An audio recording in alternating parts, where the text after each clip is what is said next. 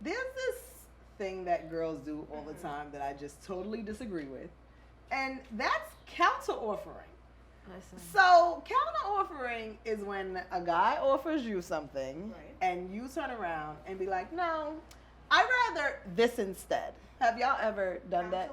Counter offered or like yes, and I got called ungrateful. You right? Yeah. Literally. Every time I oh, you just don't appreciate what I'm willing to do. And right. Da, da, da, da. Yeah. So yeah. And that's what I'm saying. It like triggered him, right? Mm-hmm. Like, oh, I'm trying to do this and you want this instead. Even if it was the same amount of money, they want to do what they want to do. Right. You know certain people's pockets. Yeah. So you got to know who you're dealing with. Yeah. There's some guy who's like, I don't want to pay your bills. I don't want to finance your schooling. I'm not your father. Yeah. You know, I'm not your man. But I buy. Yeah. You know, and there's so many people who forfeit everything by counter offering. So I just feel like that's something that a lot of women do that is just not. I just disagree with it. Yeah, it's not a good look, and I feel like it always creates negative energy because the guy is always gonna feel like you don't appreciate what he's trying to do. Yeah. Don't ask. So you're saying take what you can get. That's what I would. Yeah. I would take what I could get to keep the peace, especially for new guys. Right. Once we establish that relationship, then I can negotiate. Right. I could be like, you keep on trying to buy me this when you know I need that. Like, but then you also have to be honest with yourself and understand that some guys don't want to see you get ahead. Like, that's not far-fetched. Keep needing them. Exactly. Yeah. Some guys may not want you to go to school, graduate from school. They may not want you to get that business or not need them anymore. Right. And sometimes you just gotta accept, you know, who that person is that you're dealing with. You gotta know your opponent. Exactly. Yeah. Yeah, true. Yeah. How do you guys ask for things? Like right now, right now, if I'm scared. You still scared? Yes. Yeah. Like the guy I talked to, I'm going to his house after this. I'm not gonna ask him to send me an Uber. Wait, because it makes me nervous. How long have you been seeing him? Well, we've been seeing each other for a good month and a half, but we used to work together and have been friends for like 2 to 3 years. So granted, we talked about me getting home last night. And I was like, yeah, you know, it says I would have to take 2 buses to your house. And he was like, oh, no, you have to pay for me to come to He said we'll figure it out. So we'll see what that means. Oh, what, today? Yes. Okay, so we're going to send her, we're going to draft her text. Right, thank you guys. Because, like, I just don't know how to do it. Right. Like, I literally learned how to ask for things. Last year, your book tour. Yeah, the first one. I was shook daddy. Like, mind you, we've been together 3 years, and I just don't ask for stuff because, I mean, I feel like I thought in my head that the story I made up in my head, he would think that, like, I don't need it, so why am I asking him? But then, it's like, I feel like he felt good to feel needed. Yeah. So, it's little things, like, I said, listen, I need X, Y, Z for... Right. And it's either in my Cash App, in my Quick Pay, or the cash is on the nightstand. Yeah. Like, it's really there. Like, closed mouths don't get fed. Literally. You took the words out. Who the hell wants to pay for Uber? I don't. It's no. Definitely the rule is if you're going to see him, he can pay for it. Yes. Now, I can see if you would be afraid if you were asking him to send you home. Then that's a totally would be a stretch. That's a totally different ballgame. Right. It would be like, oh, I'm just asking him to do me a favor. But no. To come to see him, even if we're not in a relationship. But you've been seeing him for a month and a half. That's true. Yes. Exclusively. Right. Because he's a good guy. He doesn't treat me bad. I know he's not into anybody else. Mm-hmm. So whatever. Well, get your Uber, sis. Right. I don't really care to know if people are dealing with anybody else. Like, I'm one of those that I just don't want to know. Right. That's it. Yeah, keep it out of my ears and don't let me see it. Right. Yeah. You know, even through you or social media. Let's say it's within 3 months. Mm-hmm. You don't really know where it's going to go with somebody within 3 months. So you kind of don't expect them to cut somebody off immediately just because they kind of sort of like you, whatever the case. So I'll give them a little window period But it also depends on what they told me from the beginning. Like, guys literally walk into the situation saying, I'm not looking for anything serious. Okay, you already know. He ain't cutting nobody off. You know? Yeah. So it's kind of like, there's some things that you may feel a certain way, but you can't actually act on it. You know, be mad at to the point where you're confronting them about certain things. What if you had sex with somebody already and didn't get anything from him? Do you know how to turn it around? No. Are you talking about the pace of getting things from a man? Period. Like, I already had sex with him, so how do I start asking? Right. So this is a common question. Okay, I've been dealing with this guy. We're having sex. Not much of anything else is going on. Can I turn this around?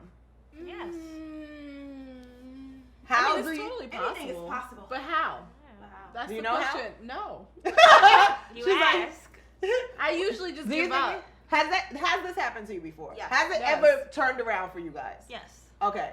That where you're having sex with somebody who wasn't really doing anything, and then you were able to get him to do it. And after how long? Like, how long were you having sex with the person? How long were you having sex with the person? Having sex for like 3 months. And nothing. We were going on dates and regular things like that, but it was never anything. And I remember it very clearly. We were going to King's Plaza together, and I'm like, you should buy this for me. And that's a good one. That was easy. Yeah. I mean, it wasn't something expensive. Yeah. It was like a $40 something, whatever. Yeah, but it started small. And then eventually it's like, oh, so you really gonna buy me that? Right. That's nice. Yeah. And what about you? I was joking. Yeah. And just to see. As you said, closed mouths don't get fed. Yeah, I like that. And you should buy that. You should buy this for I did me. that, but it was via text. It was the same thing, maybe like 4 months. And I think it was like around Valentine's Day. And I actually said, I want this. You should get that for me. And the way I've been sucking your penis, you better buy it. You said that? Yeah, absolutely. Like, what? Ain't no shame over here. You better buy it. That's literally, it was like a joke. Wait, like, it was more like a joke, but I'm testing. Right. He bought it. Right. He bought it. Good. Some stupid sneakers I didn't want to buy. Like, something I didn't want to buy. Right. Like, But you want I want them, but I don't want to spend money. Right. You should buy this. Right. With guys, as far as turning it around, I think my strategy was to just pull back. And then when they're like, yo, what's up with you? I'm like, you know what? You ain't doing nothing. Like, you're not doing anything. Like, we're dealing with each other. We're not going out. We're not, you're not doing anything for me. And I'm very generous. So it really bothers me to be with guys who I have to be like, oh, I can't do this for him because he hasn't done anything for me, or he's not doing anything for me. So like, I like to buy stuff for people, but not just guys. Like, I buy stuff for friends or whatever. So it's like, especially a guy, I just like putting a smile on people's faces. So, but if I feel like I can't do that for you because I don't know if you would do it for me. Because I'm overthinking. Yeah. Right. So I'm like, so I'll just probably pull back, and then they'll be like, "What's wrong with you?" And then I'll address it. But I'll wait till they like they confront me about like why I'm acting funny, instead of being like, I'm not dealing with you because you don't do this and you don't do that, because they may just say fuck you, because they absolutely will make you ask the question. they already had sex with you, you know. And I always say, like, you just lose that power once you do it, like, and as much as you want to do it, you know, like, okay, I've had sex with people who I really didn't regret it until I realized, like, I was okay with doing it with them, like, you know, fairly fast, or, you know, without any rules and stipulations and all of this stuff, until it was like, when I realized that they weren't willing to do anything for me. Yeah. That's when I was like, that's when I really regretted it, because I was like, damn, it really was just about sex and that. Yeah. Yeah, not that they, not that it should always be about that even exchange as far as that's concerned, but it's like, wow, you really don't think that I'm worth $1 of your money? Yeah. I feel bad. I'm like, I'm not worth $1. Like, or I'm not worth an Uber ride, or I'm not worth a date, or I'm not like, damn. And you know what the worst part is? When you find out that they'll do it for somebody else. Oh yeah, that's and then heartbreaking. See, because what one person may not do for you, he will do for somebody else who has that expectation or that standard, or making, you know, ain't shit moving unless you doing something for me. And you just be like, wow. I mean, I even have guy friends who I see won't get this girl Kool-Aid and will take this one right to the finest restaurant. And I'm like, damn. And then I just sit back and ask myself, like, what exactly was it that made him do this for her and nothing for her? Yeah. And it's like, I can see clearly it's the girl who moved in this way that she wanted to be accepted. So she wanted to present herself and be available to him and kind of do things that made it look like she was or worthy, or she was whatever it is. And it just didn't work out in her favor. Meanwhile, the person who's like kind of ignoring him, kind of a little too busy for him, a little too, who's more sophisticated, is making him work. Right. And I've noticed that.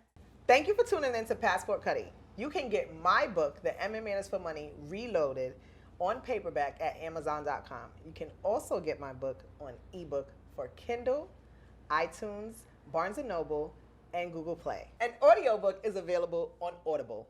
Thank you so much for tuning in. See you on tour.